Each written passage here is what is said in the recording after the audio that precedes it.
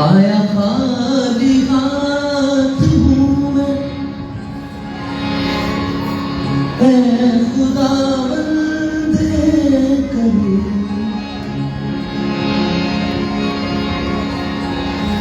होंठ खुल सकते नहीं तेरी समा के वास्ते।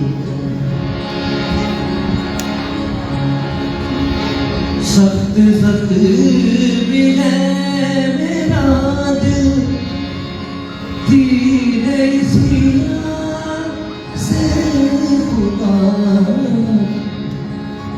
खून यीशु चाहता हूँ मैं शिफा के वास्ते।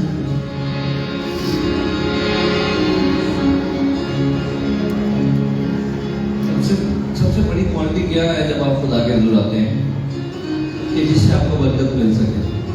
इंसान में वो सबसे पहली खासियत क्या है जो जरूरी है कि उसको बरकत मिल सके, वो ये है कि हम अपने आप को कुछ भी ना समझें, फिर बरकत मिल सकती है। अगर हम ये समझें कि मैं पहले काफी अच्छा हूं और थोड़ी सी कमी है मेरे अंदर, तो फिर हम मगरूर ठहरेंगे और मगरूर शख्स को कुछ नहीं मिल सकता। जैसे आपको पता ही है कि पानी जो है ऊपर से नीचे की तरफ बहता है, ऐसा नहीं होता कि नीचे से ऊपर की तरफ बहता है। अगर हम हलीम हैं तो हम एक ऐसी जमीन है जो नीची है और खुदा की हुजूरी उसको खुदा के कलाम में पानी से तस्वीर दी गई है। जे तुसी नीवे हो जाओ तो वो पानी थोड़े अंदर आ सकता है आसानी के नाल। किस बात का फख्र? जो अच्छाई हमारे अंदर है भी है वो भी उसके फजल से। दो शख्स दुआ करने आए, एक शख्स मजहबी लीडर था और उसकी दुआ से पता चल रहा था कि वो खुदावंद को बता रहा है कि मैं तो पहले बहुत अच्छा हूँ और बल्कि खुदावंद तुझे शुक्र करना चाहिए कि मुझ जैसा अच्छा शख्स तुझे मिला।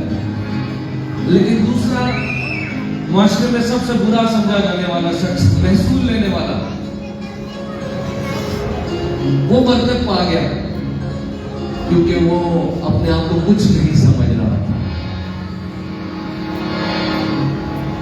सख्त जख्मी है मेरा दिल तेरे इसिया से खुदा, खून यीशु चाहता हूँ मैं शिफा के वास्ते।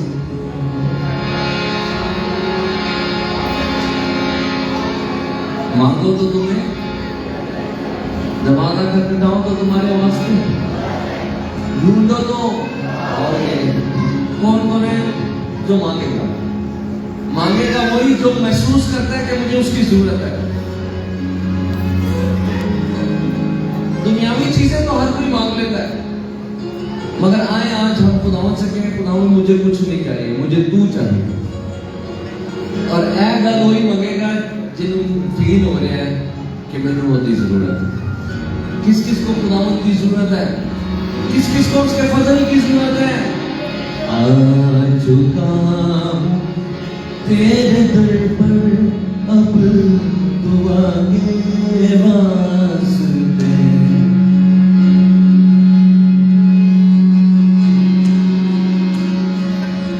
आ चुका तेरे दर पर अब दुआ के वास्ते, आ चुका हूँ तेरे दर पर अब दुआ के वास्ते।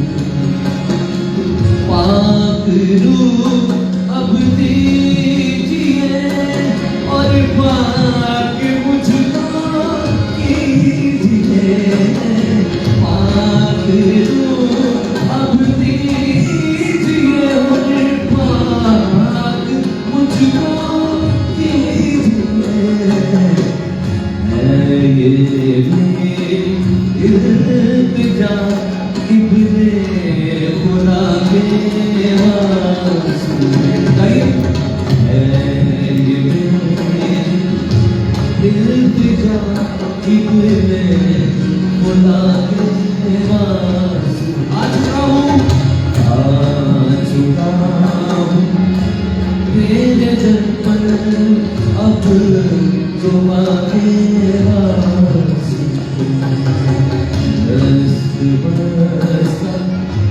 चश्म गिरिया इल्तिजा के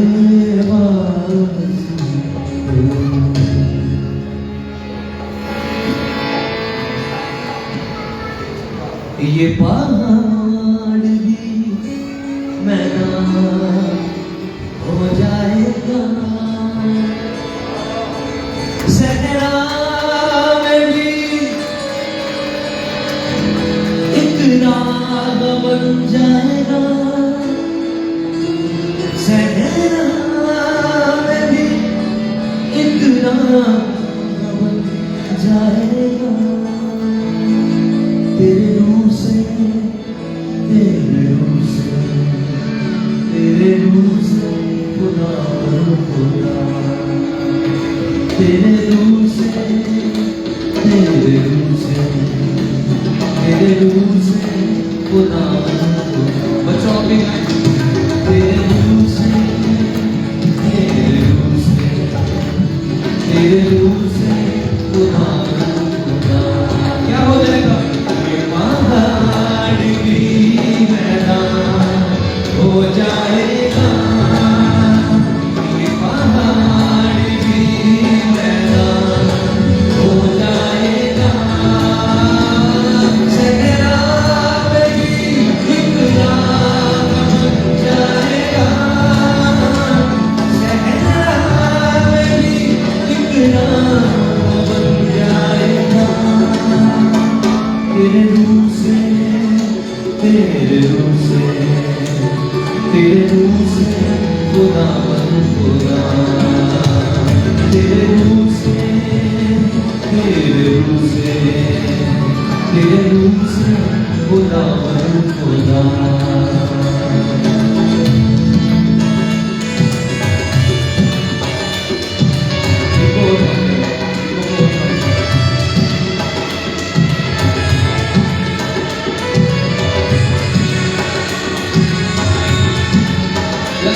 गीत आता है अब आपने गाना मेरे साथ एक काम नया तू करेगा पिया मारे में नया एक तो हमारी बात है एक काम नया तू करेगा पिया मारे में नया बोलेगा हर दरवाजा जो बंद खुल जाएगा हर दरवाजा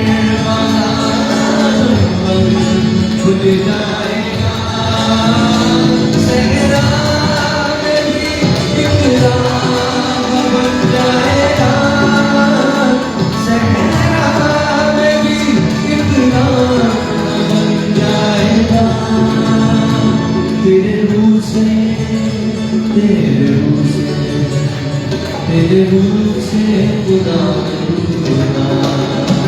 तेरे रूह से तेरे रूह से तेरे रूह से खुदा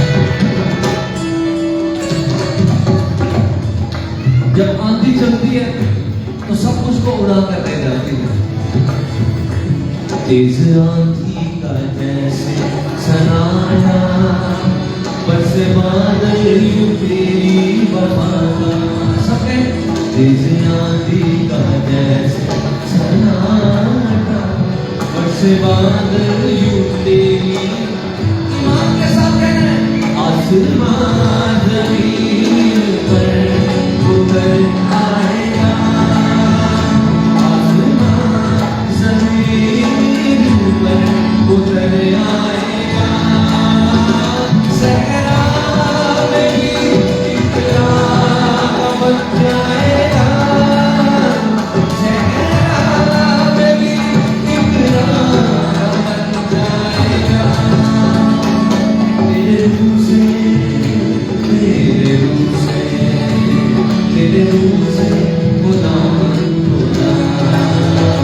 तेरे रूप से खुदा खुदा। ये बात सही है कि हमारा खुदा की दूरी में हमारा दिल खुलना बड़ा जरूरी है, लेकिन होंठ खुलना भी जरूरी है। कई दफा दोनों ही टकराए बंद हो गए, दिल भी बंद होते होंठ भी बंद। आपने दिल खोलना है मेरे लिए नहीं, खुदावन के लिए। और अपने होठों को भी खोलना है, ये भी बहुत जरूरी है, क्योंकि खुदा के कलाम में लिखा है तू अपने मुंह को खूब खोल और मैं उसे भर दूंगा। कौन कौन भरना चाहता है खुदा की हुजूरी से? तो आपको अपने होठों को खोलना है, और जब आप अपने होठ खोलेंगे तो आप ईमान का कदम उठा रहे हैं, आप अपने ईमान का इजहार कर रहे हैं। हब्बे तेरा फजल कीमती है, कुछ नहीं है जो मुमकिन नहीं है। बोले हब्बे तेरा फजल कीमती है, कुछ नहीं है जो। अच्छा आप भी गुनाह नवा से कहें हब्बे तेरा फजल कीमती है, कुछ नहीं है जो पीछे बैठे हैं आपकी आवाज नहीं आ रही। हब्बे तेरा फजल कीमती है, कुछ नहीं है जो मुमकिन नहीं है। कुल इल्ज़ाम भी सामने से हट जाएगा, कुल इल्ज़ाम भी सामने से हट जाएगा। सेहरा में भी राह बन जाएगा, सेहरा में भी राह बन जाएगा।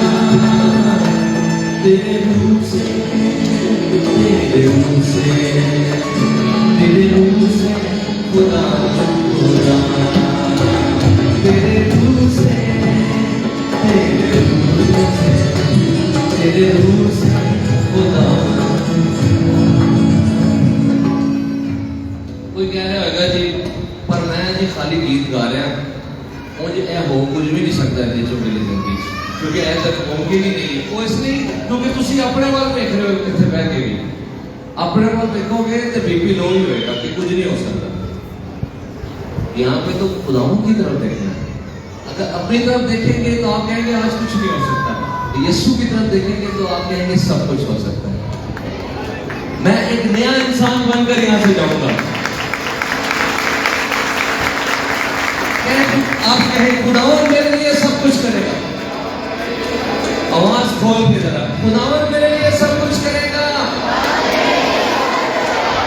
ये पहाड़ भी मैदान हो जाएगा।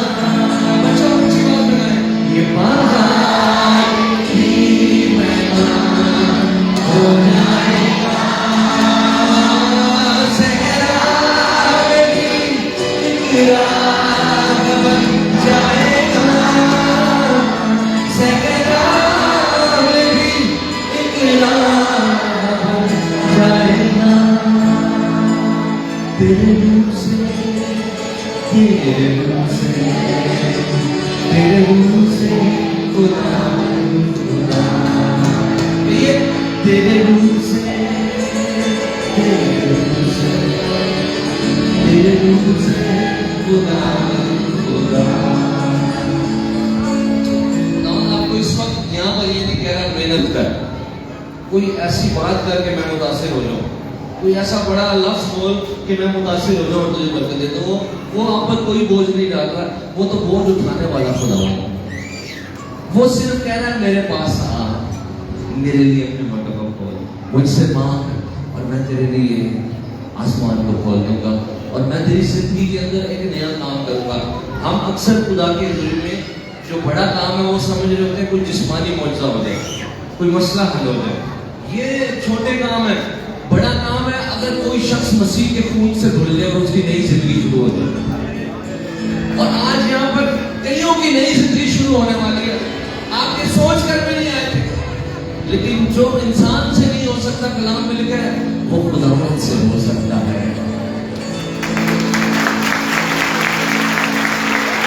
एक आखिरी बार में हाथ उठा के आंखें बंद करके, ये पहाड़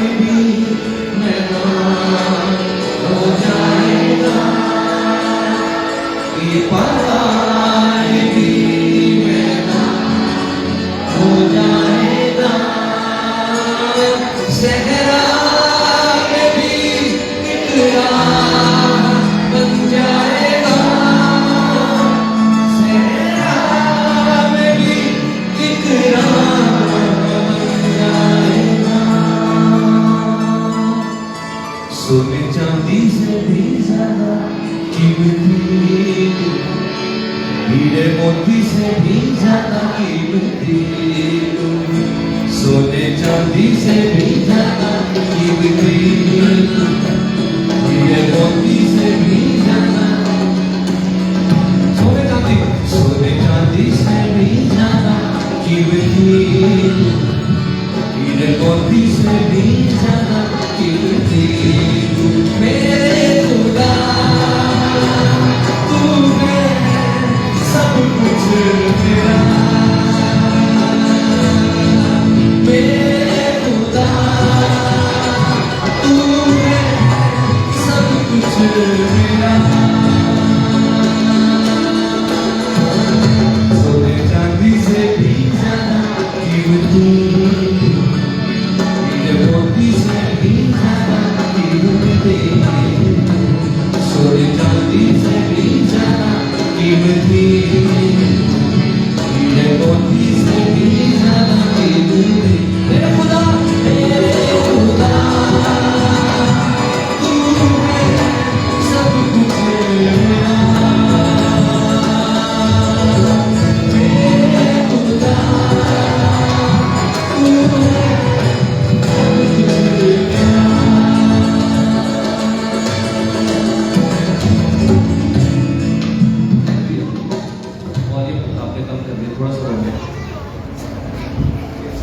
मैं आपसे एक ऐसी एग्जाम्पल शेयर करना चाहता हूं जो मैं हर जगह करता हूं। अभी तो बड़ा आप गा रहे हैं कि सोने चांदी से भी ज्यादा कीमती तू, अच्छा करने के गा रहे हैं, क्योंकि जो बात ऐसी होती है जो हमारे अंदर नहीं है और हम गा रहे हैं, तो वो बल्कि हम ईमान से बोल रहे हैं, और वो हम उस कलाम की वजह से जो हम गा रहे हैं हम आगे बढ़ रहे हैं उस बात की तरफ।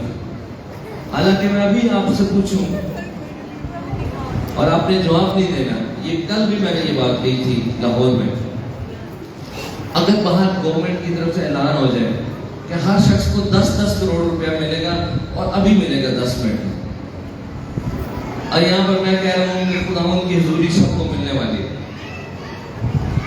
और तुझे हाथ नहीं चुकना, जवाब नहीं देना मेरे मुझसे, आप मुझे दिल में बताएं या सोचें कि आप में से कौन है जो 10 करोड़ रुपए लेने के लिए बाहर नहीं जाएगा।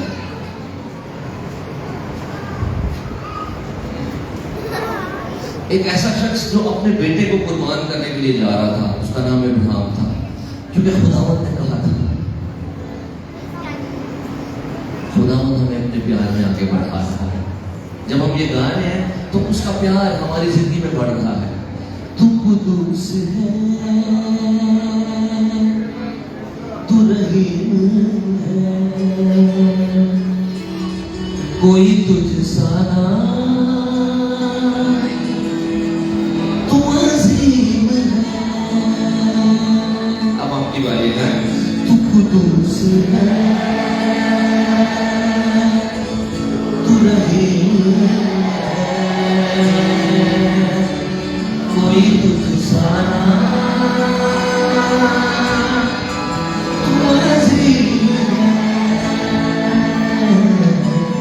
जिंदगी से भी ज्यादा कीमती, मेरी हर खुशी से ज्यादा कीमती, जिंदगी से भी ज्यादा कीमती, मेरी हर खुशी से ज्यादा कीमती, मेरे खुदा तू है सब कुछ मेरा, मेरे खुदा तू है सब कुछ मेरा। सोने चांदी से भी ज्यादा कीमती, हीरे मोती से भी ज्यादा कीमती तू, सोने चांदी से भी ज्यादा कीमती तू, हीरे मोती से भी ज्यादा कीमती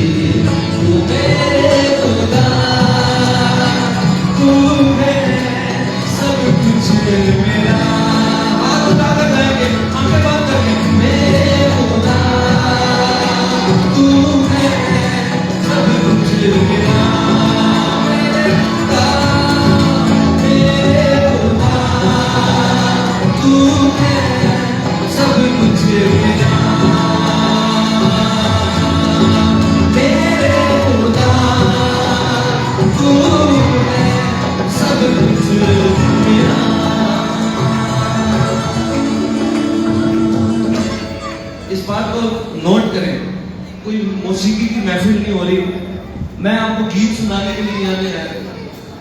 प्रस्तिश हो रही है। प्रस्तिश में तो कलाम में लिखा है फरिश्तों के बारे में कि वो 24 घंटे बगैर आराम किए हुए खुदावंद को कुदूस कुदूस कुदूस कह रहे हैं।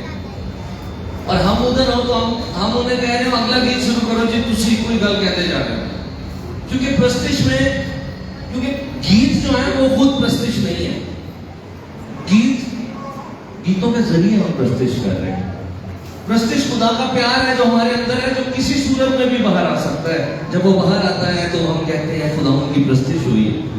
एक औरत ने अपने बालों से खुदावंद की प्रस्तिश की, इतर से, आंसुओं से यीशु के कदमों को भिगोने लगी। और एक ऐसी प्रस्तिश जिसमें हमें गीत नहीं मिल रहा कोई, लेकिन वो रूह और सच्चाई से है। अब ये ना देखें कि भाई ने एक ही गीत शुरू किया हुआ दीजिए, खत्म भी कर रहे हैं। आप ये देखें आप हैं और खुदावंद है। आपका जो वक्त उसके साथ गुजर रहा है वो प्रस्तिश है। आप जो उससे बात कर रहे हैं वो प्रस्तिश है। खाली ये ना देखें कितनी देर हो गई है। जब आप खुदावंद के साथ इन टच हो जाएंगे आपको टाइम का पता ही नहीं चलेगा। तारा ने इतनी बिजली दिया, अजय पता नहीं चल रहा कि इधर से करंट है। टच करांगा तो मेरे मैंने पता लगेगा इधर से करंट है। आप भूल जाए लोगों को, इंसानों को, मुझे, हर चीज को। आप सोचे आप है और खुदावंद है और मैंने उसे टच करना है, मैंने उसकी जात में खो जाना है।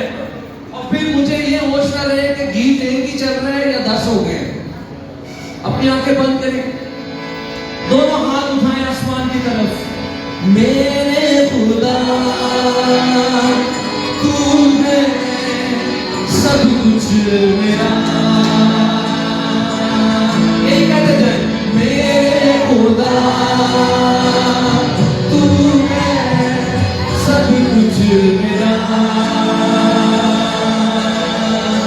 मेरे खुदा तू है सब कुछ मेरा। रंग दिया मोहे, रंग दिया मोहे, अपने लहू में रंग दिया यीशु ने। दिया अपना मसा, दिया अपना ज़हन, मुझे अपना रूप दिया। रंग लिया बोले मोहे, रंग लिया मोहे, अपने लहू में रंग लिया यीशु ने। दिया अपना बसा, दिया अपना ज़हन, मुझे अपना रूप दिया। रंग दिया मोहे, रंग दिया। खालिश प्रस्तिश क्या है? वो ये है कि जब हम, पहले भी अभी मैंने बताया, हम कोई चीज ना मांग रहे होते और ना ही किसी चीज की वजह से मौजूद हो, बल्कि सिर्फ इसलिए कि मैं खुदावंद मुझे मिल जाए, उसकी हुजूरी मुझे मिल जाए। तो ये प्रस्तिश का आला मेयार है। क्योंकि अभी हम यही आला मेयार वाली बात कर रहे थे कि सोने चांदी से भी ज्यादा कीमती, हीरे मोती से भी ज्यादा कीमती। ये बात जो है ये वो बात है जो खुदावंद चाहता है। कभी आप जिनके बच्चे हैं, आप घर जाएं और बच्चे आप जो चीजें लेकर आए हैं उस दिन वो चीजों को ना देखें, आपको आपकी गोद में चढ़ जाए और वो आपको प्यार कर रहे हो तो आपको कैसा फील होगा? बहुत अच्छा फील होगा। मुझे तो बहुत अच्छा फील होता है। ये अक्सर ऐसे करते हैं ये दोनों, मुझे बड़ा अच्छा फील होता है। हालांकि कुछ ना कुछ जब इनके लिए लेके आए हो तो उस लिफाफे को हाथ नहीं डालते।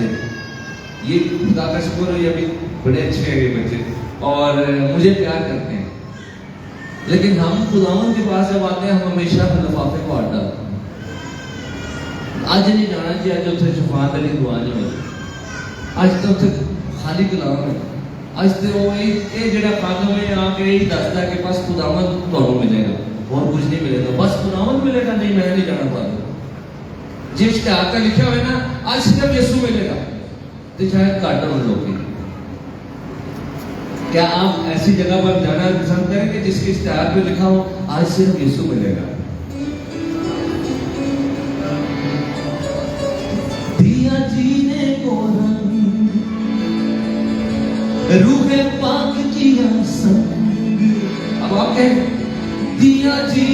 को रंग, रूहे पाक दिया संग,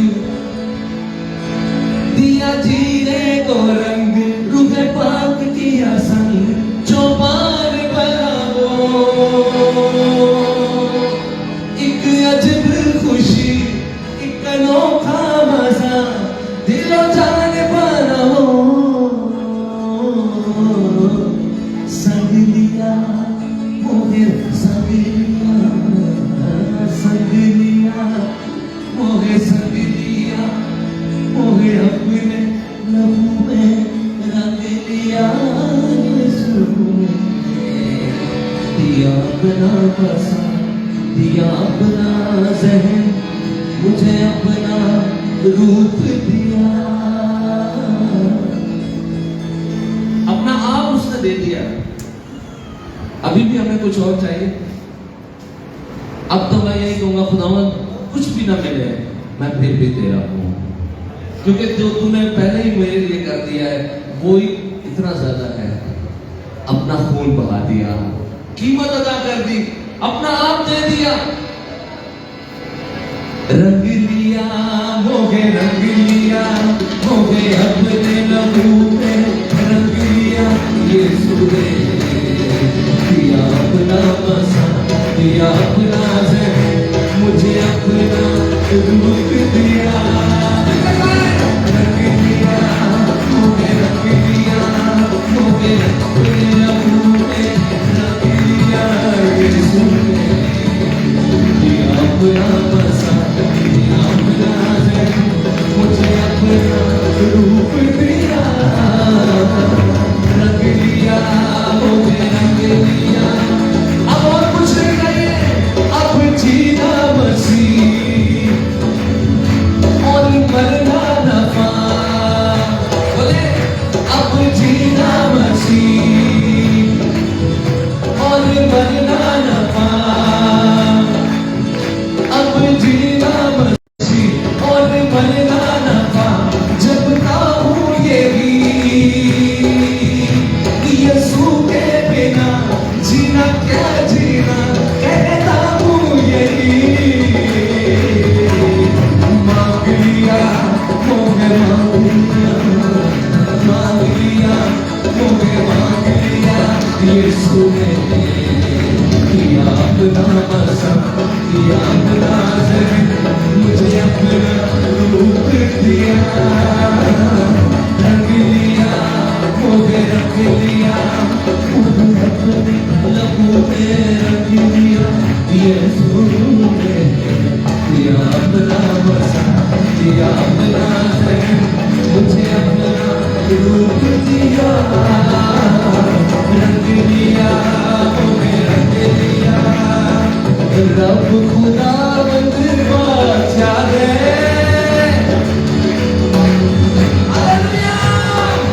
रब खुदावंद बादशाह है, और बादशाह है, ऊंचे करो सिर दरवाजे हो, ऊंचे हो सब दरवाजे हो, ऊंचे करो सिर दरवाजे हो, ऊंचे हो सब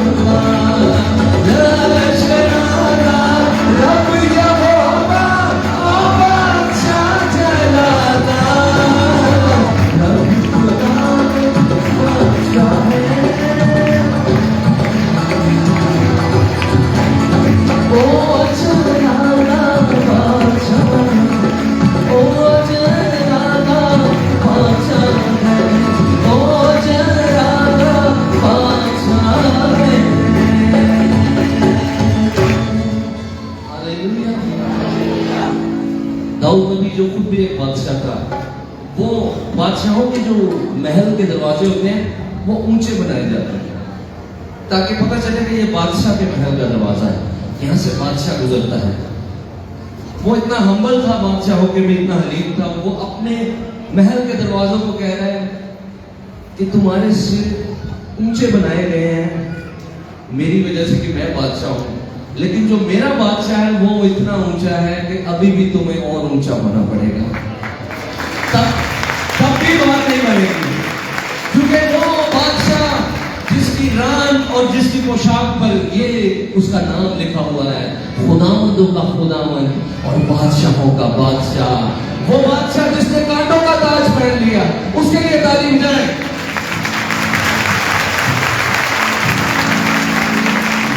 मुझको छोड़ा ना कभी कौन है सच्चे तेरे, मुझको छोड़ा ना कभी कौन है सच्चे तेरे, रहमतों की जो रही मुझ पे वो बरसात भी तू, मेरी मंजिल तू मसीना भी तू, साथ भी तू, जो रहा साए की तरह मुझ पे वो हाथ भी तू। कैसी बात है, वो मंजिल जिस तक मैं पहुंचना है मैंने वो भी तू, और उस तक पहुंचने के लिए जो राह है रास्ता है वो भी तू, और जब मैं उस रास्ते पे चल रहा हूं तो मेरे साथ भी तू। तेरे कदमों पे निछावर जिंदगी मेरी, मेरा हर दिन तू मसीहा, मेरी हर रात भी तू।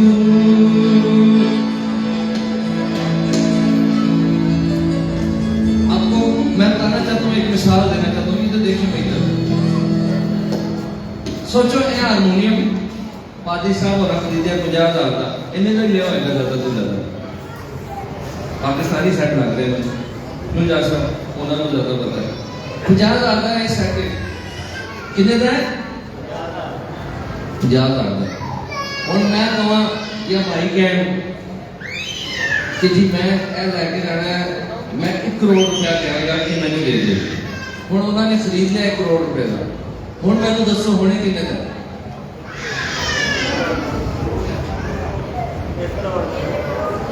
1 करोड़ का है ना भाई, सीधी गल है, बच्चों को भी समझ आ रही है। 1 करोड़ का खरीदा तो 1 करोड़ का। आपको अपनी कीमत का अंदाजा है?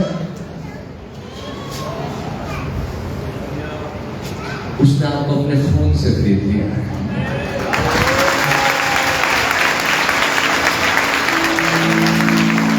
तेरे जख्मों से बगी मेरे गुनाहों की कीमत, कब्र और मौत को जिससे हो गई मात भी तू।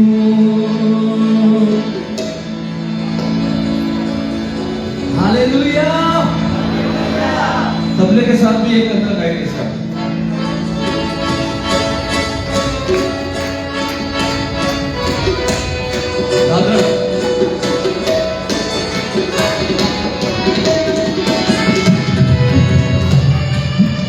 मेरी मंजिल तू मसीहा भी तू, साथ भी तू,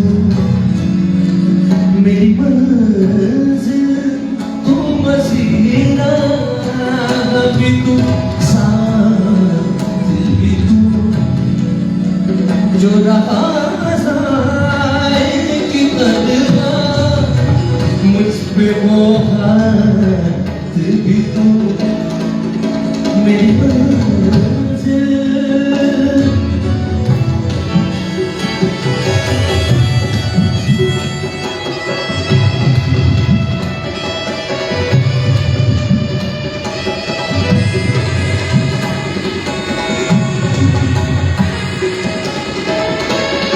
मुझको छोड़ा कभी कौन है सच तेरे।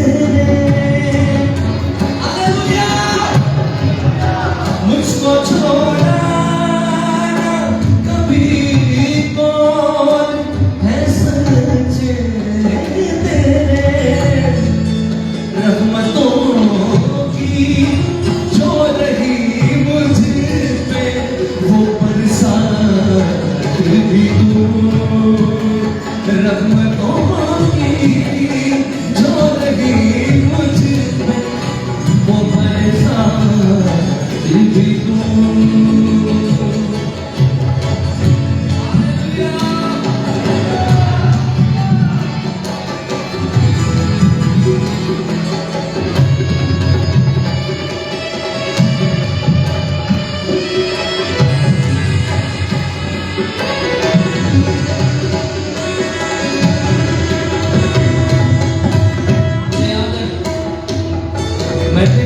मैट्रिक से पहले ही 10वीं क्लास से पहले ही बच्चों खुदावन ने खिदमत करने का मुझे पसंद दी। तो हमारे मोहल्ले के 2 लोग थे जो हमेशा मेरे वालिद को कहते थे, वादा को कहते थे, ए टाइम जाया कर रहे थे, ए रोज कितने भजे फिरे थे।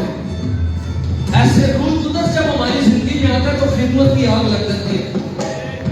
खिदमत करने के लिए पास्टर होना जरूरी नहीं है। आप आम शख्स है, अंदर पातरू आ जाए, खिदमत की आग लग जाती है, रूह जीतने की तरफ लग जाती है। उन्हें नहीं जानता था कि ये आग अंदर लगी हुई है जो सब कुछ करा रही है। हालेलुया। तेरे कदमों पे निछावर जिंदगी मेरी। हालेलुया। तेरे कदमों पे निछावर जिंदगी मेरा हर दिन तू मसीहा, मेरी हर रात भी तू। मेरा हर दिन तू मसीहा, मेरी हर रात भी तू। मेरी मंजिल तू मसीहा भी तू, साथ भी तू। दीवार में हालेलुया। ए खुदावन तू वफादार है, ए खुदावन तू वफादार है। आवाज नहीं आई। खुदावन तू वफादार है। इस जहां के जर्रे जर्रे को बता तू शाफी। इस जहां के जर्रे जर्रे को बता तू शाफी। मुझे एक शख्स ने स्पीकर से कॉल की, उन्होंने क्या की रहे मैंने कह रहे जी ਤੁਹਾਨੂੰ ਬੁਲਾਣਾ ਹੈ ਤੇ ਤੁਹਾਡਾ ਕੀ ਰੇਟ ਹੈ, ਤੁਹਾਡੀ ਕੀ पेमेंट है। मैं वो क्या भाई जी मेरी तो बहुत ज्यादा पेमेंट, बहुत ज्यादा रेट है मेरा। बड़ा परेशान हो गया। फिर मैं उन्होंने दसिया कि भाई वहां पर अगर एक शख्स भी यीशु को अपनी जिंदगी दे दे तो यही मेरी पेमेंट है।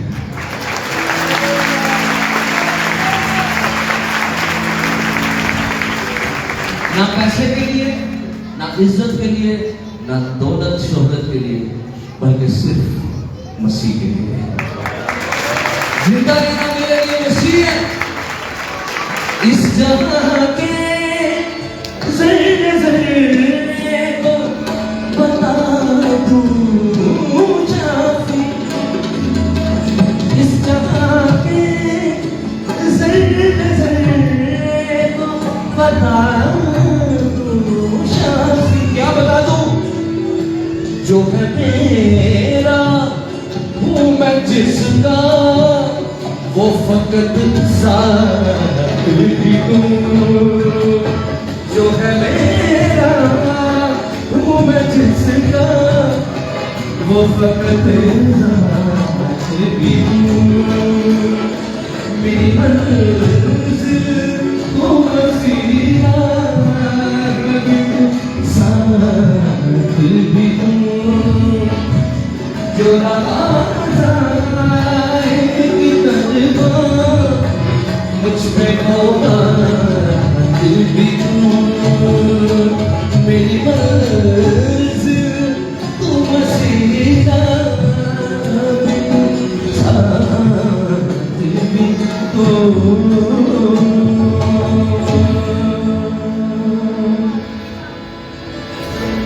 करो रब दी शुक्रगुजारी।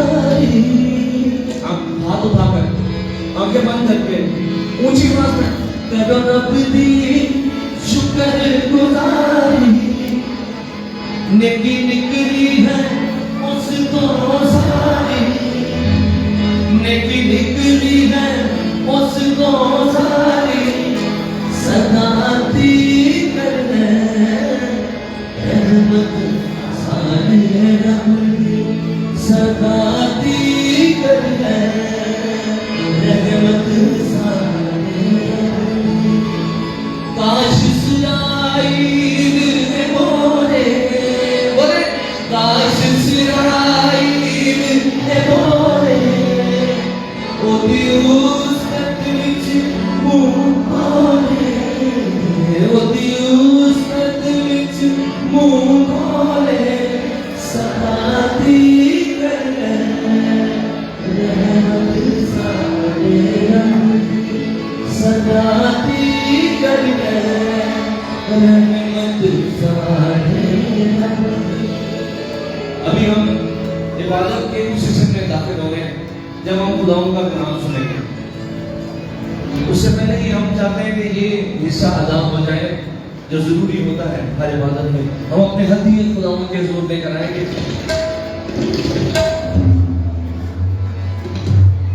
बाइबल का मरकजी ख्याल यही है कि इंसान एक ऐसे गड्ढे में गिरा है जिससे वो खुद नहीं निकल सकता, खुदा का फजल ही उसे निकाल सकता है। मगर खुदा उसका फजल करना भी उसकी खूबी है, मगर इंसाफ करना भी उसकी खूबी है। अगर वो ऐसे ही सबको माफ कर दे तो वो बेइंसाफ ठहरेगा।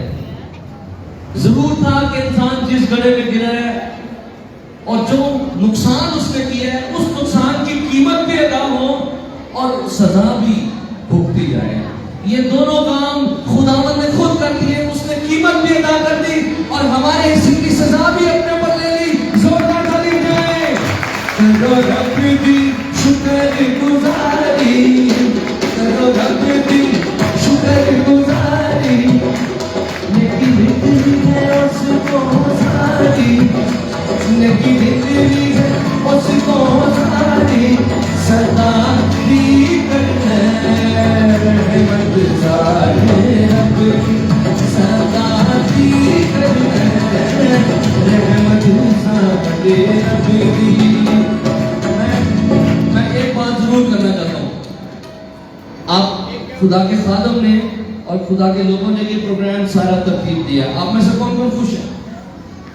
सो आप जब हदिया डालते हैं आप उनके साथ खड़े हो इस काम के लिए और आप उनकी हौसला अफजाई करें। खुदाओं के हुजूर जब आप हदिया ला रहे हैं तो आप उनके लिए भी हौसला अफजाई का बाइस बने। गो कि ये बात सच है कि खुदावंद ये नहीं देखता कि हमने कितना ज्यादा डाला है, खुदावंद ये देखता है हमने किस ईमान से डाला है। उस बेवा ने ज्यादा नहीं डाला था, 2 दमड़ियां डाली थी, मगर वो भी बहुत ज्यादा थी खुदावंद की नजर में। हालेलुया। काशा खड़ो हमेशा, काशा खड़ो हमेशा। जो रखते खौफ यहोवा, जो रखते खौफ यहोवा। सदा की करते सदा की करते।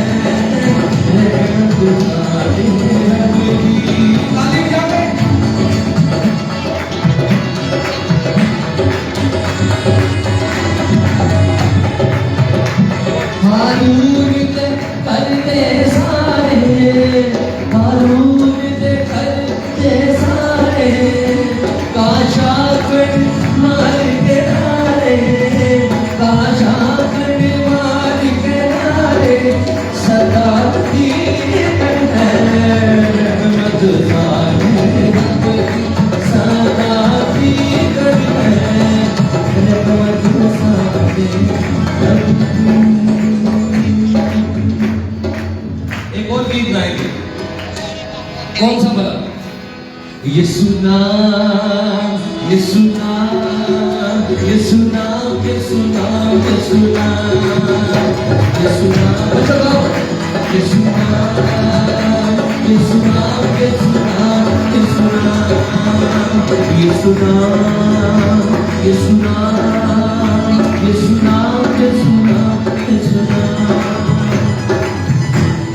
ये किस तरह हो सकता है कि आप ये ना गा सके? मैं तो 2 साल में बच्चे थे तो मुंह चोरियां सुने, इतना आसान है कि वो भी गा सकता है।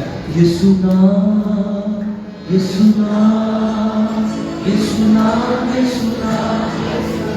हम इसको यीशु नाम इसलिए नहीं गा रहे क्योंकि हम क्रिश्चियन हैं, हम इसलिए गा रहे हैं यीशु नाम क्योंकि कलाम में लिखा कि इंसान को, क्रिश्चियंस को नहीं, आसमान के तले आदमियों को कोई दूसरा नाम बख्शा ही नहीं गया जिसके वसीले हम निजात पाए, इसलिए गा रहे हैं। यीशु नाम मुक्ति दिलाए, अंधेरों में आग दिखलाए, यीशु नाम मुक्ति दिलाए, अंधेरों में आग दिखलाए, खोले दे वो बंद आसमान, जिंदगी का दे वो दिखाया, खोले दे वो बंद आसमान, जिंदगी का यीशु नाम, यीशु नाम, यीशु नाम, यीशु नाम, यीशु नाम, यीशु नाम, यीशु नाम, यीशु नाम, यीशु नाम, यीशु नाम। ताली क्या कर रहे हैं?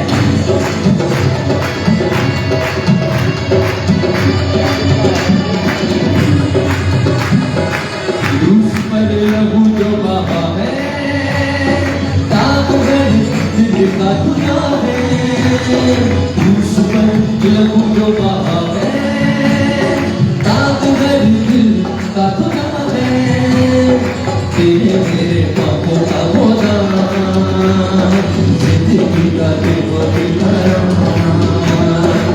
यीशु नाम, यीशु नाम, यीशु नाम, यीशु नाम, यीशु नाम, यीशु नाम, यीशु नाम।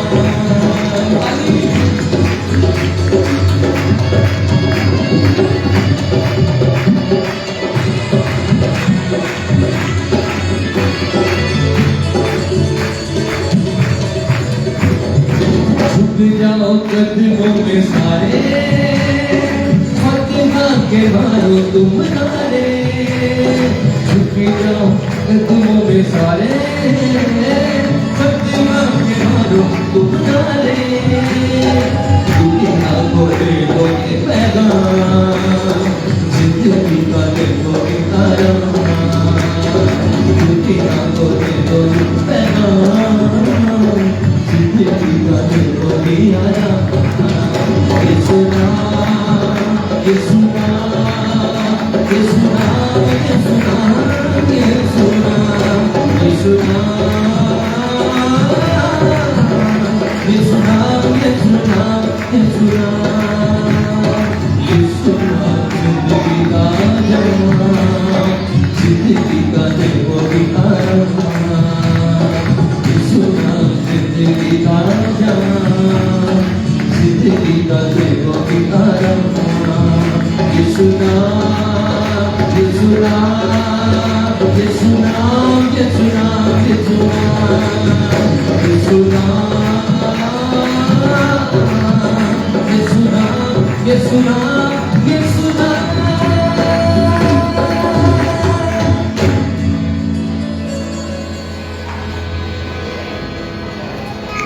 जितने उड़े कोड़ों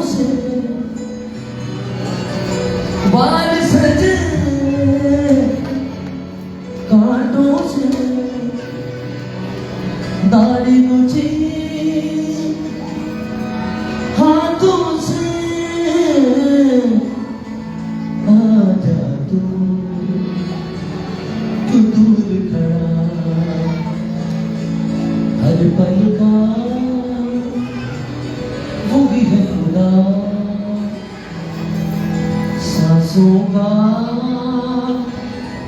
वही मम्मा बाहें जो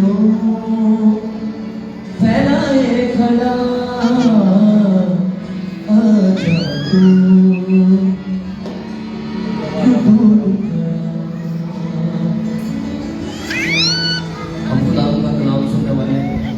उससे पहले ये गाएं मेरे साथ। लहू जो यीशु के बदन से बहता है तुझसे मुझसे कहता। आंखें बंद कर दे। लहू जो यीशु के बदन से बहता है। बच्चों आप भी गाएं।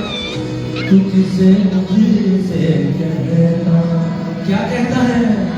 वहाँ मैं तेरी शिफा को, वहाँ मैं तेरी शिफा को, वहाँ मैं तेरी शिफा को, वहाँ मैं तेरी शिफा। मेरे दिल की बात थी कि हम कलाम के बाद वाले हिस्से में खड़े होकर दुआ करें। उससे पहले मैंने आपको इसलिए बैठाए रखा ताकि आप थके ना, क्योंकि उस वक्त आपने खड़े होना है। खड़े होंगे उस वक्त। एक कोर्स होता है, आंखें बंद करके। आता हूँ मसीह, आता तेरे पास, दो के साथ चश्मे से जो बहता रूह से आता कमजोर लाचार। देख मेरी हालत को, नजासत से कर पागों सा कि एक भी दाग ना हो। आता हूँ मसीह, आता तेरे पास, दो के साथ चश्मे से जो बहता रूह से।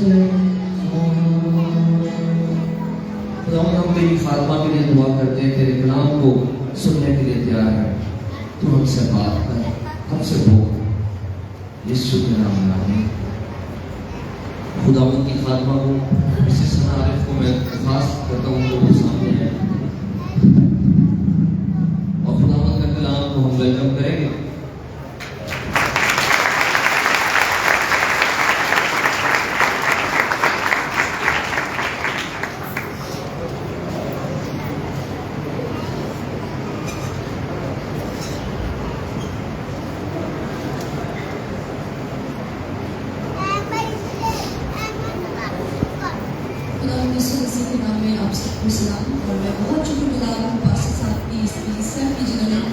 दावत दी कि हम खुदावंद का कलाम आपके साथ शेयर कर सकें।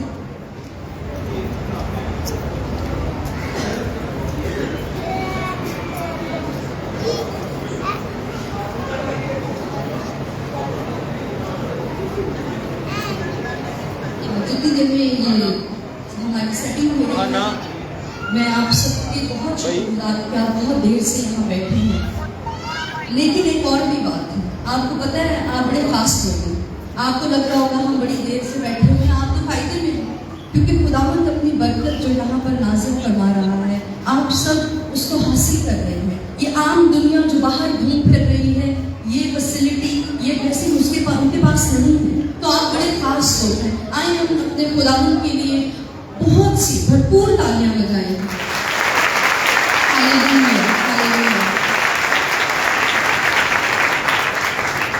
खुदावंद के कलाम से मैं कलाम की तिलावत करूंगी। खुरूज उसका 6वां बाब और उसकी 5वीं आयत से चंद आयत मैं आपके लिए पढ़ूंगी।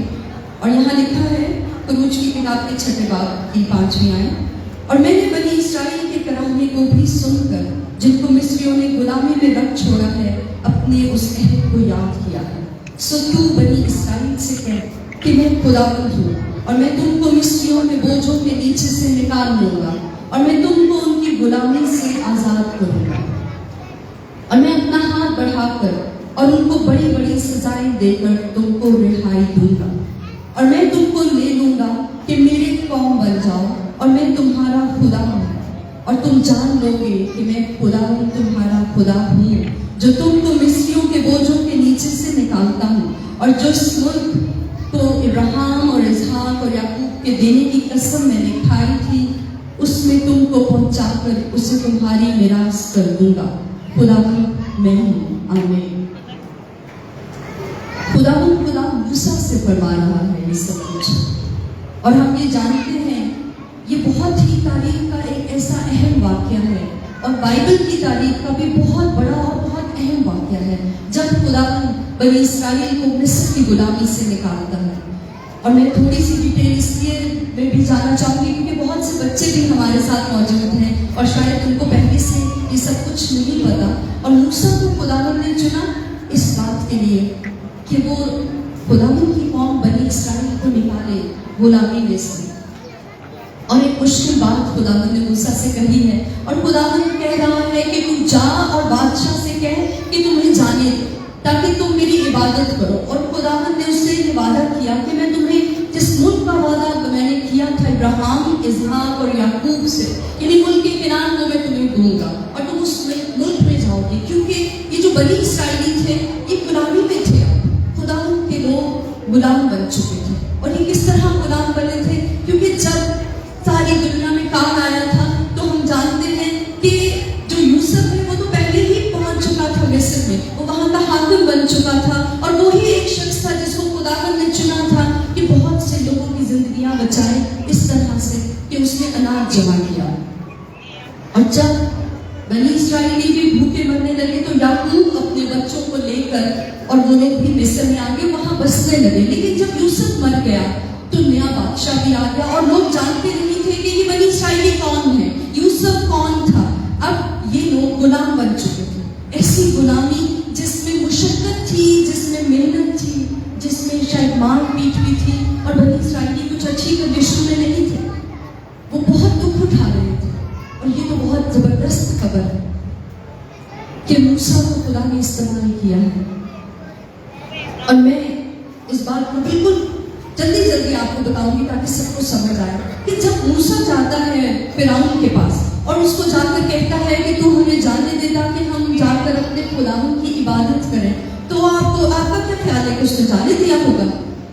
उसने कहा नहीं, मैं तो तुम्हें नहीं जाने दूंगा। क्यों नहीं जाने दूंगा? क्योंकि ये लोग उसके लिए सारी काम को करते थे, उनके लिए सारा जितना मजदूरी का काम था ये बनी इस्राएली करते थे। और वो कैसे जानेंगे अपने मुल्क से इतने सारे लोगों को, हालांकि वो इन लोगों से डरता भी था। और मैं आपको बताना चाहती हूँ कि जो खरूज का 8वां बाब है उसकी एक आयत में पढ़ूंगी आपके सामने, 8वें बाब की 25 में, ज्यादा हवाले नहीं पढ़ाऊंगी, 8वें बाब की 25वीं आयत आपके लिए मैं पढ़ूंगी। यहाँ लिखा है, तब फिरौन ने मूसा और हारून को बुलवा कर कहा कि तुम जाओ और अपने खुदा के लिए इसी मुल्क में कुर्बानी करो। अब पता है आपको ये इजाजत उसने क्यों दी? इसलिए भी क्योंकि खुदावंद ने पहले ही कह दिया था कि मैं इन लोगों पे आफतें नाज़िल करूंगा, और उससे भी खुदावंद का जलाल जाहिर होना था। इसलिए खुदावंद ने उसे कहा कि मैं इन लोगों के ऊपर, आपको पता है 10 आफतें आई थी, और जब 2-4 आफतें गुजर चुकी तो फिरौन ने सोचा कि इनको जाने देता हूँ। तो उसने मूसा को बुलाया और उसने कहा कि अच्छा ठीक है, तुम कुर्बानी करो, अपने खुदावंद की इबादत करो, लेकिन इसी मुल्क में, इसी टेरिटरी में रहो, यहाँ इससे दूर नहीं जाओ, तुम इसी मुल्क में रहकर अपनी कुर्बानी करो। लेकिन मूसा ने कहा कि नहीं, हम ऐसा नहीं कर सकते, क्योंकि तुम्हारे लोग तो उन्हीं जानवरों की इबादत भी करते हैं, वो हमें मार देंगे, और हम वैसे भी जहाँ हमें खुदावंद ने कहा है हम वहीं जाएं। अच्छा, कितनी इंटरेस्टिंग बात हो रही है। मैं आपको एक बात बताना चाहती हूँ। आपको पता है कि हम जो इंसान थे, जब आदम और हवा ने गुनाह किया तो हम कहाँ से निकाले गए थे? खुदावंद की हजूरी से हम निकाल दिए गए और हम गुलामी में थे। हम किस गुलामी में थे? हम गुनाह की गुलामी में थे। हम मुशक्कत उठा रहे थे, हम दुख उठा रहे थे। लेकिन खुदावंद ने मेरे और आपके लिए पता है क्या इंतजाम किया? जिस वक्त उसने बाकी अदन से आदम को और हवा को निकाला, उसी वक्त उसने कहा, उसी वक्त उसने वादा भी कर दिया था कि मैं तुम्हें एक शख्स भेजूं जो तुम्हें रिहाई बख्शे, और वो यीशु मसीह के बारे में कहा था। और उसने वो वादा पूरा किया और उसने मेरी और आपकी रिहाई के लिए यीशु को भेजा। उसने अपनी जान दी, उसने कुर्बानी दे दी। अब मैं आपको और एक बात बताना चाहती हूँ। ये जो फिरौन है ना, ये शैतान को रिप्रेजेंट करता है, ये इब्लीस को रिप्रेजेंट करता है। हमने निजात पानी है, अब तो वो चाहता नहीं है। वो हम में से बच्चों किसी को वो चाहता नहीं है कि हम इब्लीस से दूर जाएं। वो चाहता है कि मेरी गुलामी नहीं रहे। गुलामी पता है क्या है? गुनाह जिसे हम छुप नहीं सकते। और वो चाहता है कि गुनाह नहीं रहे। वो चाहता है कि ये मुश्किलात नहीं बने। और जब हम निजात पा भी लेते हैं तो वो पता है हमसे क्या कहता है कि ठीक है, जाओ चर्च भी चले जाओ, कुर्बानियां भी दो, लेकिन रहो इधर ही मेरे पास। वो हमें अपने पास रखना चाहता है। ऐसा ही फिरौन भी कर रहा था। मगर जब मूसा ने उसकी बात नहीं मानी तो यूं हुआ कि उसने और आफते, खुदावंद ने और आफते भेजी। और खुदावंद अपना जलाल ज़ाहिर कर रहा था। खुदावंद को कोई ये नहीं शौक था उसको कि लोग मुश्किल में आए, लेकिन खुदावंद ये चाहता था कि वो लोग जाने ये जितने भी आफतें आई, जितने मेंढक, मच्छर, जितनी भी चीजें थी, ये हर एक चीज उनके खुदा को रिप्रेजेंट करती थी। उनको वो खुदा मानते थे। किसी को कोई खुदा, किसी को पैदा करने वाला, किसी को मुहाफिज, और उन्हीं आफतों को भेजकर खुदावंद ने ये बताया कि मैं ही सिर्फ खुदावंद हूँ, कोई खुदा नहीं है। ये मच्छर, ये मक्खियाँ, ये टिड्डियाँ, ये मेंढक, ये तुम्हारे खुदा हो ही नहीं सकते। और उसने बड़ा जलाल अपना जाहिर किया। हर एक आफत के बाद उसने उस आफत को खत्म भी किया। अब जब और आफतें आई तो फिर फिरौन पूछने लगा और उसने एक और पेशकश की मूसा को। और मैं आपको बताना चाहती हूँ करूज के 10वें बाब की मैं 8वीं से 11वीं आयत पढ़ूंगी आपके सामने। अब जब कल आ गया फिरौन तो वो मूसा से कह रहा है, तब मूसा और हारून फिरौन के पास फिर बुलाए गए और उसने उनको कहा कि जाओ और खुदावंद अपने खुदा की इबादत करो। पर वो कौन कौन है जो जाएंगे?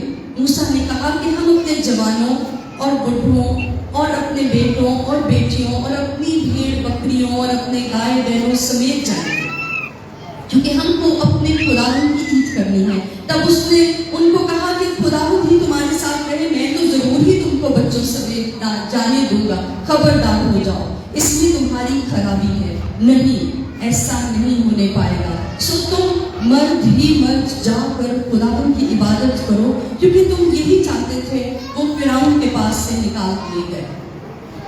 अब फिरौन ये कह रहा है कि ठीक है तुम चले जाओ, लेकिन सिर्फ आदमी लोग जाओ, अपनी फैमिलीज को ना लेकर जाओ। जितने बच्चे हैं, जो औरतें हैं, उनको छोड़ जाओ।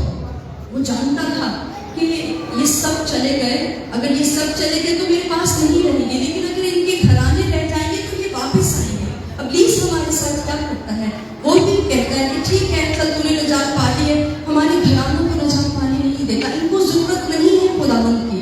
मैं आपको ये आज कहना चाहती हूँ कि जब हम खुदावंद के पास आते हैं, जिसने हमें रिहाई दी है, जिसने हमें गुलामी से छुटकारा दिया है, तो हमारे घरानों को भी खुदावंद के पास होना चाहिए। हमारे बीवी बच्चों को भी खुदावंद के पास होना चाहिए। वही उनकी जगह है। या ऐसा भी हो सकता है कि अगर बीवी है और वो खुदावंद के पास है, लेकिन उसका शौहर और बच्चे नहीं है। प्लीज ऐसे ही प्लान्स बनाता है। और फिरौन कह रहा है कि मन चाहे तो, मगर क्या मूसा ने उसकी बात मानी? हरगिज़ से मूसा ने कहा कि नहीं, मैं ऐसा नहीं करूँगा। हम अपने हर एक चीज, जितने हमारे बच्चे हैं, हर एक चीज को हम ले जाएंगे और हम अपने बच्चों समेत जाएंगे। फिर और आते आए और अब फिर फिरौन पूछ रहा है, कह रहा है कि अब तुम शफाअत करो अपने खुदावंद से। खुदावंद से कहो कि इन मुसीबतों को खत्म कर दे। मुसीबतें खत्म करती खुदावंद ने, और फिर कहने लगा कि अच्छा ऐसा करो कि तुम अपने घराने ले जाओ, लेकिन अपनी चौपाई छोड़ दो, अपने पोजेशन, जो जगह तुम्हारी है, वो जो चीजें तुम्हारी हैं, अपनी भेड़ बकरियां, हर एक चीज अपनी जो है वो यही रहने दो। लेकिन मूसा ने उसे कहा कि हम तो इनकी कुर्बानी करेंगे, हम इन्हीं को तो खुदावंद के हुजूर गुजरानेंगे, हमें इनकी जरूरत पड़ेगी और मैं तो एक खुर भी पीछे नहीं छोड़ूंगा। आज जब हम खुदावंद के साथ चलते हैं ना, तो इब्लीस चाहता है कि वो हमें ऐसी फाइनेंशियल मुश्किलात में फंसा ले। जो कुछ हम ओन करते हैं, जो कुछ हमारे पास, वो हमसे लेना चाहता है। वो चाहता है कि ठीक है अब तुम चले गए हो, लेकिन प्रॉस्पेरिटी ना हो हमारे पास कोई माली बरकत ना हो। लेकिन मूसा ने कहा कि नहीं, तुम तो इसी तरह जाओ।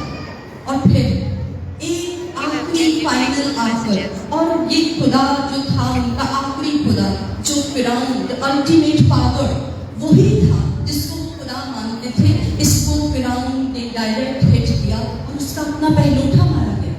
जब सब पहलौठे मर गए तो फिरौन ने हार मान ली और फिरौन ने कहा कि ठीक है तुम निकल जाओ, मेरी इस सरजमीन से तुम चले जाओ और मैं तुम्हें नहीं देखना चाहता।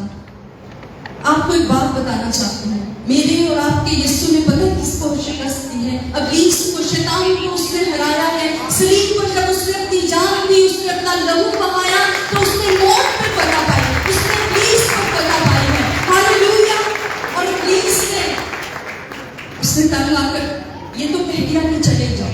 जब हम ईमान ले आते हैं ना यीशु पे, तब हम नजात पाते हैं। जब हम इस बात को मान लेते हैं कि हाँ, मेरे लिए यीशु ने अपनी सलीब पर जान दी है और मेरे लिए लहू बहाया है, उस वक्त हम गुनाहों से तौबा कर लेते हैं। उस वक्त हमारी नजात का काम पूरा तो खुदावंद ने किया है, लेकिन हमारी जिंदगी में हो जाता है। हम मान लेते हैं और फिर खुदावंद को अपनी जिंदगी में ले लेते हैं। लेकिन अच्छा नहीं लगता फिरौन को, इब्लीस को अच्छा नहीं लगता। वो पता क्या करता है?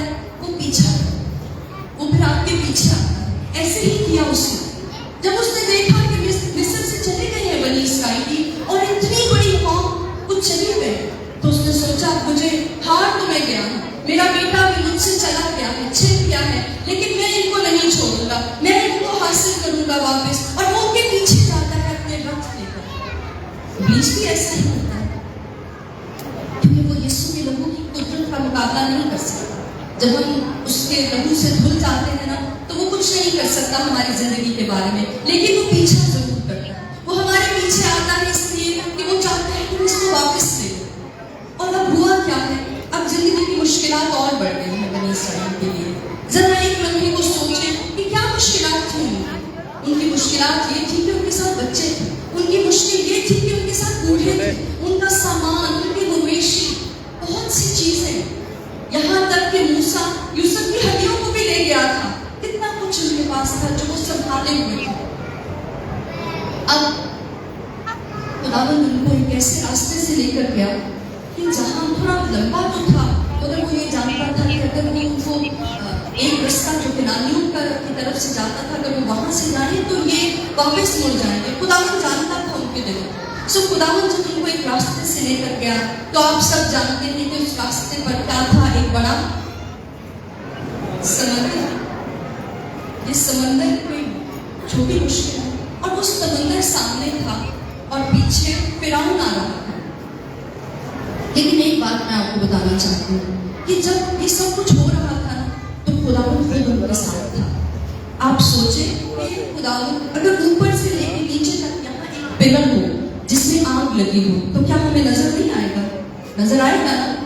तो वो जो लिखा है ना कि खुदावंद आग का शतून बनकर बनी इस्राएल के आगे आगे चलता था, तो उनको नजर आता था। वो आसमान से लेकर जमीन तक एक बहुत बड़ा पिलर था। जरा इमेजिन करें कि किस तरह खुदावंद उनके साथ था।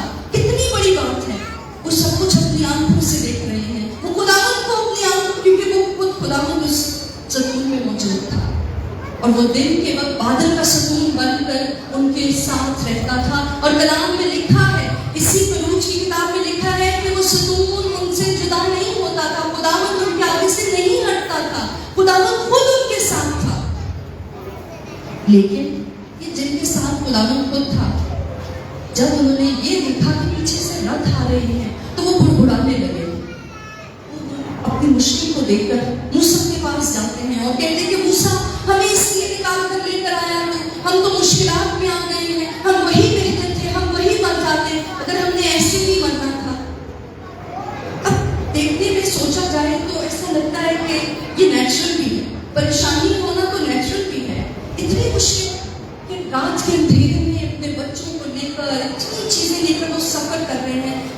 बात मैं आपको बड़ी खास बताना चाहती हूँ। जितनी मुश्किल थी उससे बड़ा जलाल खुदावंद ने जाहिर किया था। हर बार जब खुदावंद ने एक मुश्किल आई तो खुदावंद ने उससे अगली बार उससे भी पहले से भी बड़ा काम किया, पहले से भी बड़ा मुआवजा किया। खुदावंद ने उनके सामने ऐसे अजीब काम किए थे कि बनी इस्राएल को तो शक ही नहीं होना चाहिए था। उनको तो मूसा के सामने आकर पूछना चाहिए था कि मूसा अब खुदावंद क्या करेगा हमारे लिए, अब खुदावंद कौन सा बड़ा मुआवजा करने वाला है। ऐसा होना चाहिए था बनी इस्राएल को। हम जो खुदावंद के लोग हैं हमें भी ऐसा लगता है कि जब हमने नजात पा ली है, हमने खुदावंद को कबूल कर लिया है, तो हम सोचते हैं कि हमें क्या फायदा हुआ, हमारी जिंदगी में तो मुश्किलात ऐसी है बल्कि और बढ़ रही है, हमने नजात भी पा ली है, ये फायदा है हमें खुदावंद का जिंदगी में होने का, है ना। हम ऐसा सोचते हैं ना। लेकिन आप इस बात को भी जानते हैं ना कि खुदावंद ने आपकी जिंदगी में कितने बड़े काम किए हैं। खुदावंद ने आपको कहां कहां नहीं बचाया है। ये जो सांसें आप ले रहे हैं ये कितनी कीमती है, क्योंकि खुदावंद के वसीला से आपको मिली है। और इससे बड़ी मोहब्बत क्या होगी कि उसने हमारे लिए अपनी जान दे दी। और हमारा ईमानदारों का लेवल ये है कि जैसे ही मुश्किल आती है हम भी गुड़गुड़ाते हैं, हम भी कहते हैं कि हम मुश्किल में फंस चुके हैं, हमें कौन निकालेगा, खुदावंद कहाँ है। खुदावंद है भी है कि नहीं, खुदावंद सुन भी रहा है या नहीं। और ये मैं नहीं कहूँगी कि सिर्फ बहनें ही शिकायत करती है, भाई भी करते हैं, भाई भी बहुत शिकायत करते हैं। वो भी कहते हैं कि बल्कि अपनी बीवी को कई बार कह रहे होते हैं कि ले तू दुआई कर ले, तू दुआ कर ले, और मुश्किल में फंस गए हैं।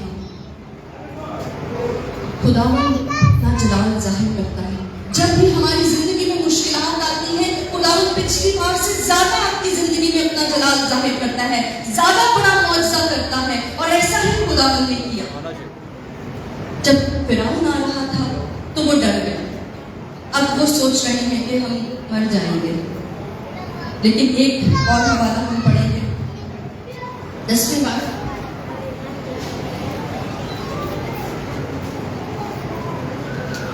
चौथी बात आयत पढ़ूंगी मैं आपके सामने।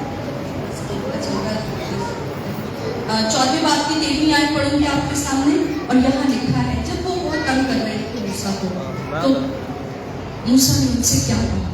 मूसा ने लोगों से कहा डरो मत, चुपचाप खड़े होकर खुदावंद की नजात के काम को देखो जो वो आज तुम्हारे लिए करेगा। क्योंकि जिन मिस्रियों को तुम आज देखते हो उनको फिर कभी अब तक ना देखोगे। खुदावंद तुम्हारी तरफ से जंग करेगा और तुम खामोश रहोगे। पहली बात क्या कहा है मूसा ने उनसे कि डरो मत। और दूसरी बात जो काम करने का है ना हमारा, वो है चुपचाप खड़े होकर खुदावंद के काम को देखो। कभी हमें चुप भी रहना है, कभी हमें नहीं भी बोलना, कभी हमें इंतजार भी करना है कि खुदावंद अब क्या करेगा, किस तरह खुदावंद हमें इस बड़ी मुश्किल से निकालेगा। मगर हम तो बोलते ही रहते हैं, मगर हम तो खामोश ही नहीं रहते हैं, हम तो गुड़गुड़ाते ही इतना ज्यादा सवाल करते हैं। ठीक है वो हमारा आसमानी बाप है, लेकिन वो खुदावंद है और हम ये जानते हैं कि वो सब कुछ कर सकता है, हमारा ईमान है। तो फिर हम क्यों बोलते हैं, हम क्यों गुड़गुड़ाते हैं। खुदावंद हमसे कह रहा है कि चुपचाप करें, खामोश करें, खुदावंद करेगा। जब भी हम मुश्किल में आते हैं हम खुदावंद की सारी बातों को भूल जाते हैं, बिल्कुल इन बनी इस्राएली लोगों की तरह। खुदावंद हमारी जिंदगियों में एक बहुत बड़ा काम करना चाहता है। और आप जानते हैं कि क्या हुआ था बच्चों, आपको पता है क्या हुआ था फिर जब वो खामोश हो गए बनी इस्राएली और वो खामोश होकर इंतजार कर रहे थे कि अब क्या होगा। फिरौन की फौजें पीछे से आ रही है, तो ऐसा हुआ कि वो समंदर 2 हिस्सों में तकसीम हो गया और बनी इस्राएली उस रास्ते से गुजर गए। और जो फिरौन था उसकी फौजें थी वो उसी पानी में खत्म हो गए। ऐसा काम करता है खुदा। हमें क्या किस बात की जरूरत है। हमारी जिंदगी में खुदावंद ने बहुत बड़े बड़े काम किए हैं। हमें इस बात की जरूरत है कि हम भी खामोश हैं। मुश्किलात हैं ये तो मैं जानती हूँ, और हर एक जिंदगी में, खानों की जिंदगी में भी हर कोई मुश्किल में से तो गुजर रहा है। लेकिन क्या हम ऐसा कर सकते हैं कि हम ये कहें खुदावंद से कि खुदावंद अब तू क्या करने वाला है,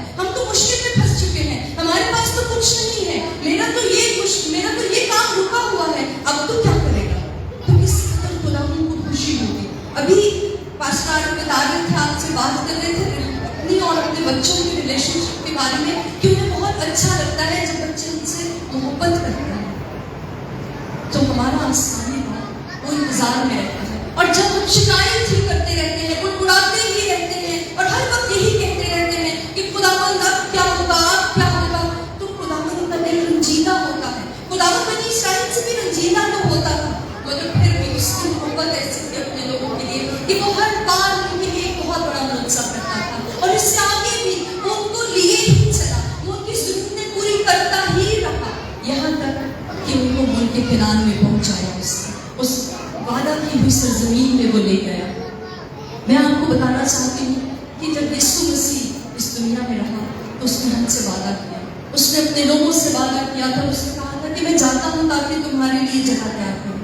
वो आसमान पर हमारे लिए चला गया और हम उसने वादा किया है। हमारी वादा की हुई सरजमीन पर कौन सी है? आसमान। वो हमारा घर है, हमने वहां जाना है। हम भूले ना इस बात को। हम मुश्किल में हैं, हम परेशानी में हैं, कोई बात नहीं है। खुदावंद ने आपको नजात और रिहाई दी है। मत पिछली जिंदगी को याद करें, मत सोचे कि मैं वही बेहतर था, मैं खुदावंद की हजूरी में ना ही आता, मैंने क्यों अपनी जिंदगी खुदावंद को दे दी। खुदावंद के पास आपको देने के लिए अजर है, खुदावंद के पास आपको देने के लिए बरकत है। ऐसा नहीं है कि वो आपकी जरूरतें पूरी नहीं कर सकता और नहीं करेगा। अपना ईमान खुदावंद को दिखाइए, कहिए खुदावंद से कि खुदावंद जैसे बड़े बड़े काम तूने मेरे लिए किए पहले जिंदगी में, तू अब आगे भी कर, और खुदावंद जरूर ही हमें उस वादा पर की हुई सरजमीन में ले जाएगा। क्या आप जाना चाहते हैं खुदावंद के साथ आसमान पर? तो फिर किस बात की जरूरत है? चुप रहने की जरूरत है, खामोश होकर खुदावंद के जलाल को देखने की जरूरत है बहनों भाइयों। और मैं यहाँ ये भी कहना चाहती हूँ कि अगर किसी ने अपनी जिंदगी अभी तक नहीं दी खुदावंद को, तो ये आपके लिए आज मौका है, बहुत ये अहम वक्त है आपके लिए, क्योंकि खुदावंद आपके करीब खड़ा है, क्योंकि खुदावंद आपसे बात कर रहा है। वो आपकी जिंदगी में आना चाहता है, वो चाहता है कि आप वो गुलामी से रह पाइए। आप जानते नहीं हैं कि आप कितनी ऐसी गुलामी में हैं जो आपको उस जगह ले जाएगी जहाँ आग है, जहाँ रोना है, जहाँ दांतों का पीसना, जहाँ जिंदगी आपकी खत्म नहीं होगी, हमेशा के लिए हमारी मौत है, हम जलते रहेंगे। क्या हम ऐसी जिंदगी में रहना चाहते हैं, या वहाँ जहाँ खुदावंद खुद है, जहाँ उसकी हजूरी, जहाँ उसकी रोक होगी, जहाँ उसकी बस्तिश हो रही होगी, जहाँ का माहौल इस कदर खूबसूरत होगा और जिसका वादा उसने हमसे किया है। आपके पास मौका है कि अपनी जिंदगी खुदावंद को आप दे सकते हैं। आपके पास मौका है कि आप अपनी जिंदगी में जो कुछ गलतियां आपने किया खुदावंद से कह सकते हैं। अगर हम गुड़गुड़ाते रहे हैं, हम खुदावंद से कह सकते हैं खुदावंद मुझे माफ कर, और मैं ईमान के साथ तेरे हुजूर में आती हूँ। मैं प्लीज को मौका नहीं देना चाहती, मैं उसको खुश करना नहीं चाहता, मैं तो चाहता हूँ कि तू मेरी जिंदगी में बड़े बड़े काम कर। जब ये मुश्किलात हमारी जिंदगी में आएंगी तभी तो हम ईमान से उसके जलाल को देख सकेंगे, वरना तो हम अपने ऊपर भरोसा करेंगे। हमें पता होगा कि मेरे साथ कुछ गलत हो ही नहीं सकता, तो हम खुदावंद को कहाँ याद करेंगे, खुदावंद को कौन पूछेगा, खुदावंद को कौन जलाल देगा। लेकिन जब हमें पता होता है कि हमसे कुछ नहीं होने वाला, अब ये समंदर दो हिस्से नहीं हो सकता, ना हम पीछे जा सकते हैं ना हम आगे बढ़ सकते हैं, तो उस वक्त जब हम खुदावंद को कहते हैं कि खुदावंद हम खामोशी से तेरे जलाल को देखना चाहते हैं, तेरे उस बड़े काम को देखना चाहते हैं जो तू आज करेगा, तो खुदावंद हमारे लिए राह तैयार करता है। खुदावंद हमारे लिए पानियों को भी दो हिस्सों में कर देता है, वो बहुत बड़े बड़े काम करता है। और खुदावंद आपकी जिंदगी में आज भी ये बहुत बड़ा मुआवजा कर सकता है। आए हम अपनी आंखों को बंद करें, हम अपनी आंखों को बंद करें और अपने दिलों को खुदावंद के लिए तैयार करें और खुदावंद से कहें कि खुदावंद तू मेरी जिंदगी में एक बड़ा काम कर। खुदावंद मैं तेरे हुजूर में आती हूँ, मैं तेरे हुजूर में आता हूँ, तू मुझे रहाई दे, मुझे गुनाह से रहाई दे। इब्लीस की इन सारी जो चीजें हैं जो मुझे वापस ले जाती हैं, मुझे इस तुझे आगे बढ़ने से रोकती है, मैं उन सारी चीजों से रिहाई पाना चाहती हूँ, मैं उनसे निजात पाना चाहता हूँ। खुदावंद को अपनी जिंदगी दीजिए। और जो लोग पहले से खुदावंद को अपनी जिंदगी दे चुके हैं और किसी भी तरह की मुश्किल में है, मैं आपको बताना चाहती हूँ हम आपके लिए दुआ करेंगे, खुदावंद आपकी मुश्किल को हल करेगा। वो आपके साथ है, वो आपसे बात कर रहा है, अपने किसी भी चीज को मत अब देखिए, किसी की तरफ मत देखिए, अपना ध्यान अपने खुदावन की तरफ लगाइए। वो यहाँ मौजूद है, वो इस जगह पर चल फिर रहा है। और अगर आप अपना बड़ा मुआवजा लेना चाहते हैं तो खुदावन का हाथ पकड़िए, खुदावन को अपना हाथ पकड़ा दें और खामोशी से खुदावन की उस बड़े जलाल के मुंतज़िर हैं। खुदावन ने बड़ा काम आपकी जिंदगी में करने वाला है। रब सचमुच उसकी सुनदा है, दुआ जो उस तो मंगदा है, अपने असीरा खुदा हकीर कदी समझेगा, अपने असीरा खुदा हकीर कदी समझेगा। मुसीबत दे विच फसिया, मुसीबत दे विच फसिया, दुखियारा दुख विच धसिया, दुखियारा दुख विच धसिया, खलासी देगा खुदा बुलंदी मैनू बख्शेगा, खलासी देगा खुदा बुलंदी मैनू बख्शेगा। रब सचमुच उसकी गई सुनदा, रब सचमुच उसकी सुनदा है, दुआ जो उसको मंगता है, दुआ जो उसको मंगता है, अपने असीरा खुदा हकीर ना कभी समझेगा, अपने असीरा खुदा हकीर ना कभी समझेगा। अपनी जगह पर खड़े होंगे, बगैर बातें किए हुए बच्चों खड़े हो। खुदावंद का जलाल जाहिर हो रहा है। खुदावंद आज अपना जलाल जाहिर करेगा। आ जाओ तुम्हें यीशु बुलाता है, आ जाओ तुम्हें यीशु बुलाता है, स्वर्ग का रास्ता दिखाता है, आ जाओ तुम्हें यीशु बुलाता है। आज से 20 साल पहले मैं ईसा नगरी गांव में मुनादी कर रहा था, प्रस्तुत कर रहा था, और मेरे मुंह में खुदावंद ने ये लफ्ज डाला कि यहाँ पर कोई शख्स है जो सोच रहा है कि मैं भी उठ के यहाँ से चला जाऊँ। अब मैंने वो कलाम बता दिया, और वो एक शख्स था जिसने बाद में मुझे खत लिखा, और जब मैंने वो खत पढ़ा तो वो कह रहा था मैं ही वो शख्स था, और मैं उठ के चला भी गया, लेकिन फिर मेरे दिल में आया और फिर मैं वापस आया, मैं फिर उठ के जाना चाह रहा था, क्योंकि वो उस इलाके में सबसे बुरा माना जाने वाला शख्स था, लेकिन खुदावंद उसे आवाज देकर बुला रहा था, मगर वो बार बार उठ के जाना चाह रहा था, लेकिन आखिर खुदावंद की बात मानते हुए वो वापस आ गए। तो ये कलाम खुदावंद ने किया कि तू जो उठ कर जाना चाह रहा है मैं तुझसे प्यार करता हूँ।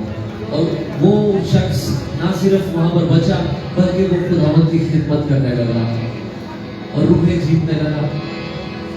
बेच कीमत उसका खून ठुकराओ ना, बेच कीमत उसका खून ठुकराओ ना, दूर ना भागो करीब आ जाओ ना, बेच कीमत उसका खून ठुकराओ ना, दूर ना भागो करीब आ जाओ ना, करीब आ जाओ ना, आ जाओ यीशु बुलाता है। शायद आप ये सोच रहे हैं कि मैं कल खुदावंद को अपनी जिंदगी दूंगा, मैं अगली इबादत में खुदावंद को अपनी जिंदगी दूंगा, मगर उसने ये नहीं कहा था कि मैं कल इसके लिए अपनी जान दूंगा। वो सारा खून बहा गया आपके लिए। मैं सिरे से जन्म लेना है जरूर, आबरू से जन्म लेना है जरूर, मैं सिरे से जन्म लेना है जरूर, आबरू से जन्म लेना है जरूर, है जरूर। आ जाओ तुम्हें यीशु बुलाता है। खुदा के खादम बिली ग्राम टेलीविजन पर मैसेज लाइव आ रहा था और एक औरत कलाम सुन रही थी और उसने अपनी डायरी में लिखा कि मैं कल खुदावंद को अपनी जिंदगी दूंगी।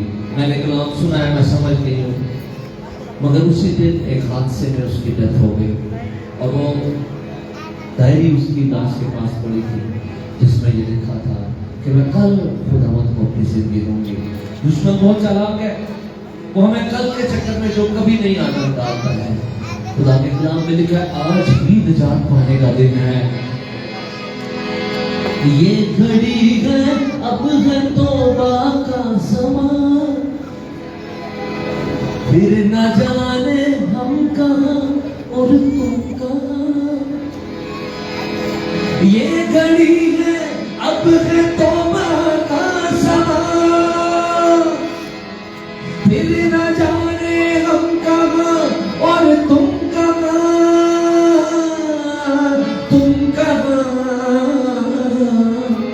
आ जाओ तुम्हें यीशु बुलाता है। चलना फिरना बंद करें, खुदावंद की हुजूरी है यहाँ पर, खुदावंद यहाँ पर मौजूद है। जिसने तौबा से कहा था तू देख ले मेरे हाथ इनमें जख्मों पे निशान है, आज वो आपको भी कह रहा है देख ले मेरे हाथ जिनमें जख्मों के निशान है।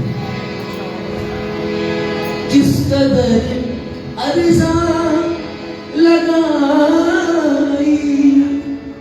तूने कीमत मेरी, मेरे बेटे मेरी बेटी, किस कदर कब ये लगाई तूने कीमत मेरी। देख मुझको मैंने क्या दाम लगाया तेरा, मैंने हर जुर्म हर एक रोग मिटाया तेरा, जान दे कर कर्ज भारी है चुकाया तेरा। मैं एक ऐसा शेर गाने लगा जिसने मेरी भी जिंदगी को एक दफा हिला दिया। जख्मी हाथों से तेरे दिल खटखटाऊं आरिफ। कहीं कहेंगे मैंने तो पहले यीशु को अपना दिल दिया हुआ है, मैंने निजात पाई हुई है, लेकिन अभी भी जिंदगी के कई हिस्से हैं जिनमें आने की इजाजत यीशु को नहीं है। जख्मी हाथों से तेरे दिल खटखटाऊं आरिफ, जाने क्यों दिल ना मैं फिर भी जीत पाया तेरा। वही गल है जी मां प्यो करते ने अपने बच्चों के लिए कि पता नहीं जी साढ़े प्यार से कहीं कमी रह गई सी। खुदावंद आपसे बात कर रहा है, खुदावंद आपको बुला रहा है। जख्मी हाथों से तेरे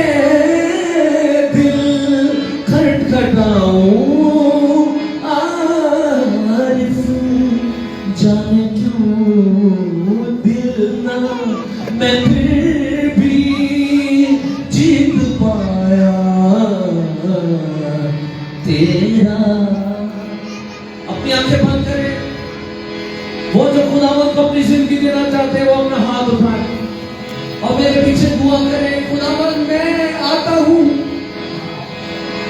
मैं समझता हूं तेरी आवाज को। ये गीत नहीं है, तू मुझे बुला रहा है। ये सिर्फ लफ्ज नहीं थे जो तेरी बंदी ने सुनाए, तू मुझे बुला रहा है। मेरी जिंदगी में आज से ये तेरी है।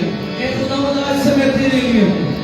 मुझे अपने खून से धो और आज एक नई कुव्वत से भर दे। Hallelujah, hallelujah. तेरे रूह का मसा चाहिए, तेरे रूह का मसा चाहिए। ताली बजा के गाइए। तेरे रूह का मसा चाहिए, तेरे रूह का मसा। बच्चों आप भी करें। मुझे प्रैक्टिस किसको चाहिए? क्या खाली गीत गा रहे? जिसको रूह का मसा चाहिए वो हाथ उठाए। खुदावन को बे खुदावन मुझे चाहिए, मैं तेरे रूह से भर जाऊंगा, आज नई कुआं से भर जाऊंगा। हमें तेरी हजूरी मिले, तेरे रूह की मामूली मिले। बच्चा गाए। हमें तेरी हजूरी